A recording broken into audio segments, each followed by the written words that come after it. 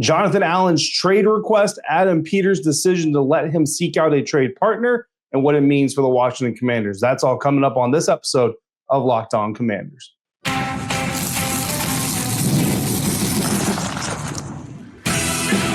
You are Locked On Commanders, your daily podcast on the Washington Commanders. Part of the Locked On Podcast Network, your team every day. And welcome inside today's episode of Locked On Commanders. I am your host, David Harrison, here with you every Monday through Friday, your friend on the ground, covering the Washington Commanders for Sports Illustrated's CommanderGameDay.com, also helping out with WUSA9.com's local coverage of the team as well.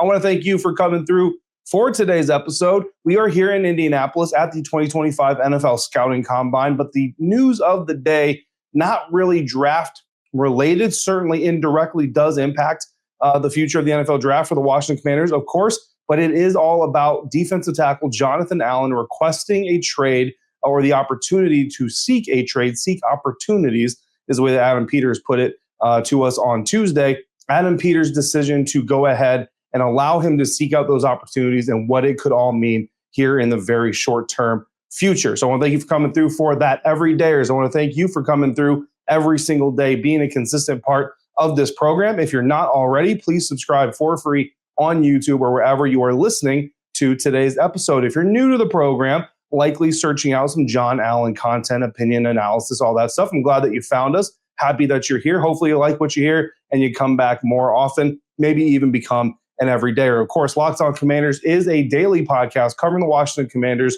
all part of the Locked On Podcast Network, your team every day. Jonathan Allen requested the opportunity to go seek out trade opportunities. The Washington Commanders, specifically General Manager Adam Peters, allowing that opportunity to be pursued, to be sought after, allowing John Allen to go out there and see what's out there on the open market for him, and allowing his agent, Blake Baratz, to do everything that he needs to do. Adam Peters speaking very highly of John Allen's agent to us on Tuesday. And this news came out before Adam Peters' press conference at the 2025 NFL Scouting Combine on Tuesday, and that's not insignificant. Typically, and every team is different, right? Every executive is different. But for the most part, most NFL teams keep this kind of stuff kind of under wraps until after they do their press conferences here. Now, we've talked about this leading into Scouting Combine week. This is essentially the beginning of the offseason, right? Like, there's certainly conversations being had here and there at events, the Senior Bowl, stuff like that. But you have all 32 GMs, all 32 head coaches, all 32 teams are represented here in Indianapolis for this week. So this is really where you start to see some of the wheeling and dealing happening. And I would say that a lot of the offseason trades you end up seeing take place in the National Football League likely start here in Indianapolis, or at least they get really serious while here in Indianapolis. And this is just one of them. So the fact that the Washington Commanders, and I believe, just my impression, this isn't official, this isn't confirmed, but my impression is that as the Washington Commanders, probably Adam Peters himself, who leaked this information to the media that John Allen had been approved permission to go seek out a trade partner.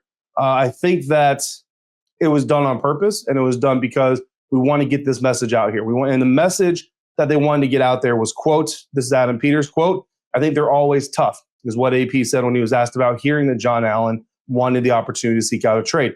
These kinds of decisions and things you have to come up with are always tough, right? And with John, who's been a great player as a Commander, as a football teamer, and a Redskin, he's been a great person for this franchise for a long time. So you have to weigh everything. And we looked at it internally and, okay, what decision do we want to make that we think is best for the team? But also, you want to do what's best for that player. So those are tough conversations to have, but you always want to have them civilly. And we have, and his agent's been really good with us and look forward to coming to a resolution, end quote. So a common theme in the questions I've been getting from outsiders is, and those are Commanders fans, is why is this happening? So to answer that, I think we got to look at two parts of this conversation. I want to turn the coin now to the John Allen side of this whole thing. And I did reach out to his agent, Blake Baratz, the person that Adam Peters was speaking so highly of, Jonathan Allen's agent, just to ask for clarification. I wanted some clarification, some insight as to what he and John want to find here. What is that they're actually out there looking for? Wanted to see if I could get a little bit of clarification while we provide this coverage of this, because I think it's important that the context of this is as accurate as possible. Now, Haven't heard anything back. Not really 100% surprised. With that, again, it's Scouting Combine week. There's a lot of things going on. There's a lot of busy people, a lot of moving pieces. I know Blake is actually going to be here in Indianapolis this week, but like AP said, the two sides are in constant contact. Again, not really surprised not to hear back, because there's also a part of this where if you're the agent, and especially if you're the player, you don't want this being handled in the court of public opinion any more than it's already going to be, right? Obviously, we're here talking about it in the court of public opinion. Everybody else is talking about it. But when you add fuel, sometimes that causes the fire to go in a direction you don't want it to. A well-intentioned question from someone like me with a well-intentioned answer from the agent or the player could be misconstrued, could be taken a certain kind of way, right? So totally get why those people or why those circumstances may not be met with responses. Now, for Allen, who told me directly after the NFC Championship game that he wants to be here, certainly things can change, and it's been a little while since that game. But the last words we got from the man himself was that he wants to be here. Most likely to me, given those words, given the context of the situation, without any additional clarification from John or his agent at this time, I think it's about security. It's about security. Every NFL player wants two things. They want to win championships and they want security. Those are the two things that they want more so than anything else, especially coming off of a season where John Allen just suffered what was thought to be a season-ending pec injury against the Baltimore Ravens. You want that security. He's got 1 year left on his current contracts. None of that money on the table is guaranteed. He's got a roster bonus of $352,000, a workout bonus of $500,000, and certainly to most of us, that's a lot of money. That's nearly $1 million right there. But for Jonathan Allen, that's very little compared to his total earning potential and what he probably feels like he's worth. Now, his base salary is $15.5 million this season, according to SpotTrack. So that is what he is projected to earn if he plays the entirety of the 2025 season under this contract. But again, none of that is guaranteed. None of that is protected. If he gets injured the first day of training camp, he'll walk away from 2025 with less than $900,000, over 30 years old, without a contract moving him in to the future. So I think that's got to be a very large part of this, if not the entire driving force. Now, I can't tell you how much he wants. Last year's guarantees, best as I can tell, and I'm going to warn you right now, this is an estimation on my part. So don't go around saying this is gospel necessarily, but it looks to be that his guarantees last year were about $6 million, if I understand the cap figures fully, which I think I do. But again, that's not my job to be a cap guru, so to speak, but I have a pretty firm grip of the salary cap. So I'm confident enough to obviously talk to you about that here on this episode. But again, don't take that as 100% gold, locked in stone gospel. Now, would Washington want to give Allen any more than that? Say $6 million guaranteed? Not likely. Would Allen be okay playing his 30-year-old season for even $6 million? Maybe, maybe not. So that's where the rubber really meets the road here. And that is why I think the Washington Commanders and General Manager Adam Peters are letting this request to go seek a trade partner happen. We'll dive more into why they're letting them do that coming up next on today's episode of Locked On Commanders, part of the Locked On Podcast Network, your team every day.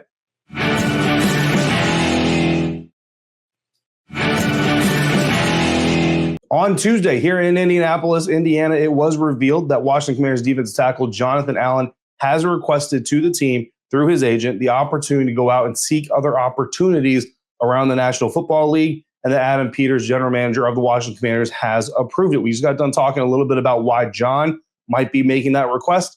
Now let's dive into why the team and Adam Peters may be approving that request. So if you stack Jonathan Allen over the past 3 seasons against other NFL defensive tackles, and this is my measuring window for the last 3 years. I don't know what measuring window Adam Peters and his front office are using to gauge the value of players, and certainly it goes beyond just the statistics of things. But when you look at the last 3 years of statistics, Allen is 11th in tackles, 9th in sacks, 7th in tackles for losses, 6th in quarterback hits among NFL defensive tackles. And that is, of course, according to Pro Football Reference and StatHead. Now, when you average that out, you come out with a value of 8.25, so you call it 8. The 8th highest defensive tackle salary today, right now, $23 million per year on average, or in a 2-year deal that DeForest Buckner signed when he was 30. So fortunately enough for us, there's a little bit of coalescence, a little bit of coincidence, a little bit of causation there to look at DeForest Buckner's deal and look at it and see how John Allen kind of stacks up. Now, when Buckner signed that deal in 2024, so just last year, he was 30 years old. He was coming off of a 2023 season where he played 17 games for the Colts, had 81 combined tackles, 8 sacks, and was selected to his third Pro Bowl season. Entering his 30-year-old season this year, John Allen is coming off of a year where he played 8 games, had 19 total tackles, and 3 sacks. So the production over the last 3 years for John Allen, amongst other NFL DTs, has been good. The production last year was not. Even if you extrapolate Allen's data to 17 games, let's say he doesn't get injured and he keeps the same pace, which is in itself a little bit unfair because obviously he gets injured during a game. Maybe you get another sack in that game, some more tackles. But then also when he comes back, even though he's coming back, he's not playing full reps. So even this extrapolation, not 100% fair to the player. But he comes out with 40 tackles, 6 sacks, still short of Buckner's numbers. So he's not getting Buckner's deal, bottom line.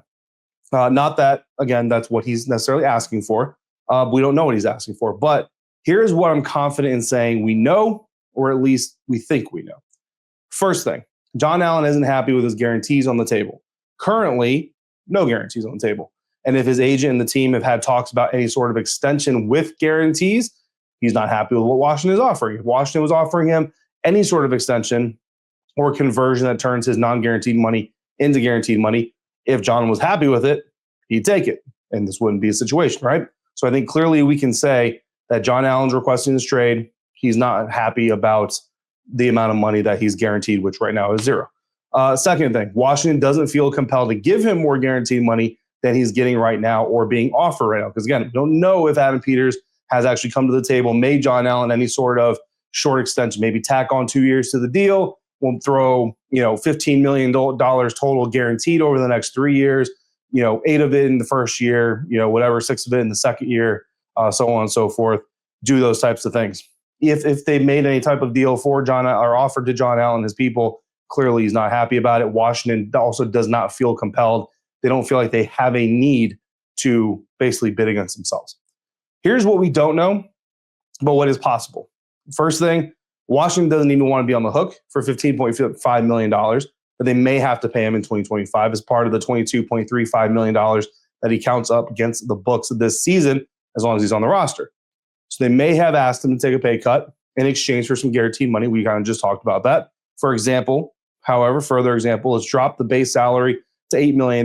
We'll give you $6 million of it guaranteed. So we'll lock in $6 million guaranteed. You drop the total base salary at $8 million. $2 million comes in likely incentives that will still count against our salary cap, but it would still save Washington about $7 million.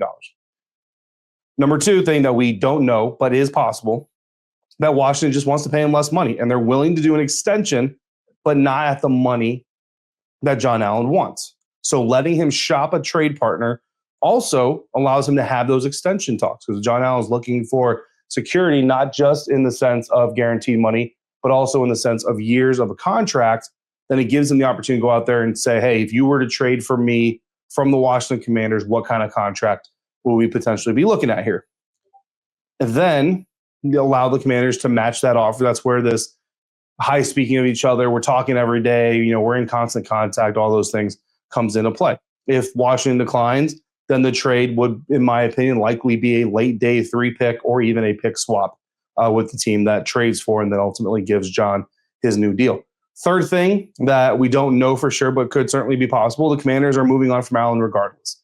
This is more of an opportunity to have it done under John Allen's terms, to take care of John Allen, to give him the proper opportunity to control his own fate as much as possible, instead of just simply cutting a guy who's been a staple of the franchise during the entirety of his career. Certainly possible, something that you could certainly see this team doing. So those are some things that we know, or at least think we know, some things that we don't know, but are certainly possible and realistic. So we also got some questions from insiders outside the general why is this happening question. We also got some specific questions about this request and approval that we learned about on Tuesday. First thing, do you think John Allen's outspokenness hurt his opportunity to stay with Washington and compete for a Super Bowl? Or is it on-field performance, or is it both? I think it's a little bit of both, very clearly. I think, the injury last year obviously doesn't help. You turned 30 in December. He's now in his 30-year-old season. I know he turned 30 during the last season, but it was at the end, so I call this his 30-year-old season. Maybe we're talking semantics here.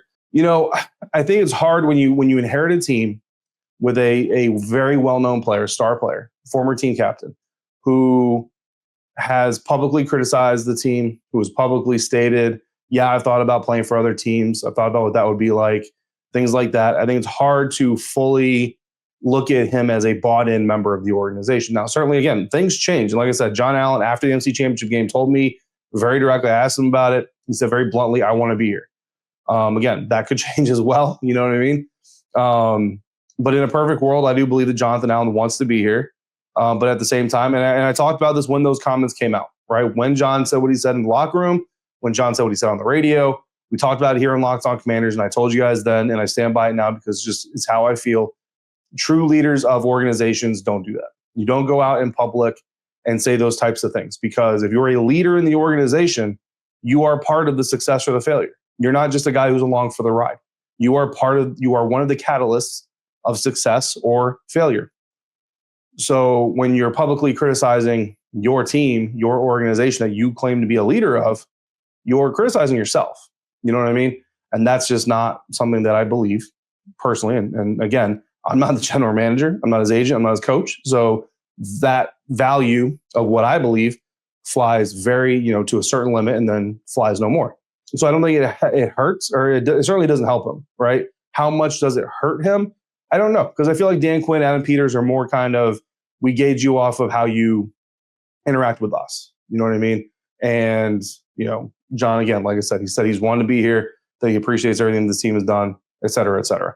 On-field performance certainly hasn't been as great. You look at the 3-year numbers, but then you look at the last year numbers, you look at the year before that number, certainly hasn't been stellar. The injury certainly doesn't help. The age also certainly doesn't help. And there's another avenue of this. The Washington Commanders, look, you're 30 years old. You're about to be 31 at the end of the season. We simply may not look at you as a long-term part of our foundation because you simply don't have as many years left in the National Football League that you would need to be a long-term part of our foundation. Just facts being facts. So it might be time for you to turn into mercenary mode and go out there and start trying to be a part of teams temporarily that have the opportunity to maybe go win some championships. So I think it's a little bit of a both. Next question. How much do you think Allen is worth? Do you think Allen can bring in a few higher picks? So as far as the worth thing, I think we're talking about money here. I think I've pretty much already kind of said that $6 to $8 million guaranteed is pretty much my range that I think, is a little bit realistic. I don't know what the rest of the NFL season, John Allen, so maybe that comes in a little bit lower, but I feel pretty good about that number. And, it could even extend up to, say, 8 million or 8 to 10 million. You know what I mean? Things like that, with incentives taking him up to like 11, 12, things like that. I don't think he's a bad player by any means. I just don't think he's $15.5 million per year. Do I think he's going to bring higher picks? No, I don't. Again, he's past 30. The injury is real. The drop in production is on the table. Things like that. So I think you're talking about teams who are looking for plug and play guys who kind of just come in, fill a role. They're not really going to be the long-term part of anybody's future. And when you're not looking for somebody to be a long-term part of anybody's future, you're talking day 3 picks. And now that this information is public knowledge, we all know this, right? As soon as these trade talks become public knowledge, the trade value goes down significantly. So I think you're looking at day 3 pick. I think just pure talent alone, like 4th round pick, would be reasonable. But I think when you take in the injury consideration, the salary consideration, all those things, I think you're talking, look, you can look at conditional, 6 that could become a 5th, but now you're looking at 2026. If Adam Peters wants draft capital this year, he may have to take a 6th or a 7th straight up, or he may have to take, you get a 6th round pick, Adam, and you give us one of your 7th round picks, something like that. So I think you're looking late day 3 at all. Now, what is going to happen with this situation? Of course, I can't foretell the future. I don't have a crystal ball or a magic ball, whatever it's called, but I do have an opinion. So I'm going to tell you that coming up next on today's episode of Locked On Commanders, part of the Locked On Podcast Network, your team every day.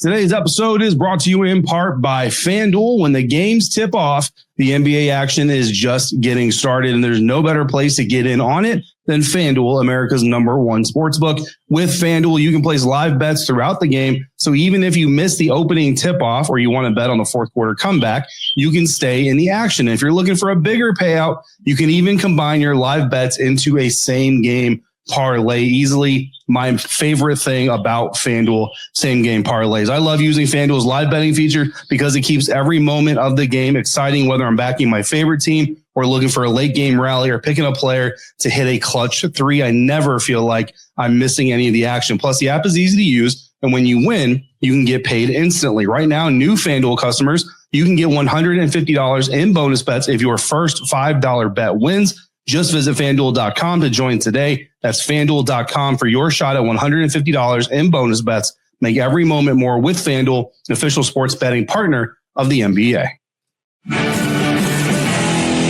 Wrapping up our initial conversation here on the John Allen trade request and approval by General Manager Adam Peters for John Allen and his agent to go out and find a trade partner. Now we're going to get to the portion of the episode. We're talking about what's going to happen.